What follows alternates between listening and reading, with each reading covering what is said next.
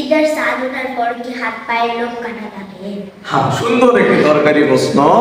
কুরবানি ঈদের চাঁদ কালকে উঠে গেছে, আজ থেকে দিন গণনা শুরু।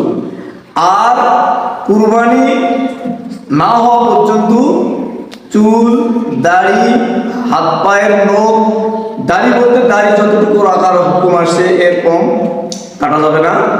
চুল, হাত পায়ের আঙুলের নখ এগুলো কোনোটাই কাটা যাবে না, কুরবানির দিন কাটতে হবে। তাহলে এটা একটা মোস্তাহাব আমল, অনেক সওয়াব আল্লাহ তাআলা দান করবে। আমরা কেউ কুরবানির চাঁদ উঠে গেছে, আজ থেকে গণনা শুরু, আমরা কেউ হাতে পায়ের আঙুলের নখ আর কাটবো না, মাথার চুলও কাটবো না। ঠিক আছে ইনশাআল্লাহ।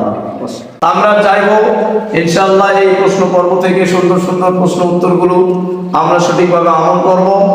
আর বিশেষ করে যারা আমাদের দর্শকবৃন্দ আছেন, যারা আমাদের এই চ্যানেলকে সাবস্ক্রাইব করেছেন অথবা ফলো দিয়ে রেখে আমাদের এই ভিডিওগুলো উপভোগ করছেন, যদি কোনো সময় কোনো অবস্থাতে আমাদের প্রশ্নের উত্তরগুলোর মধ্যে কোনো কনফিউশন থেকে থাকে, তাহলে আপনারা আমাদেরকে কমেন্ট বক্সে আমাদেরকে সুন্দর পরামর্শ দিবেন, যাতে করে আগামী দিনে আমরা আরো সুন্দর সুন্দর প্রশ্নের উত্তরগুলো সহজভাবে দিতে পারি।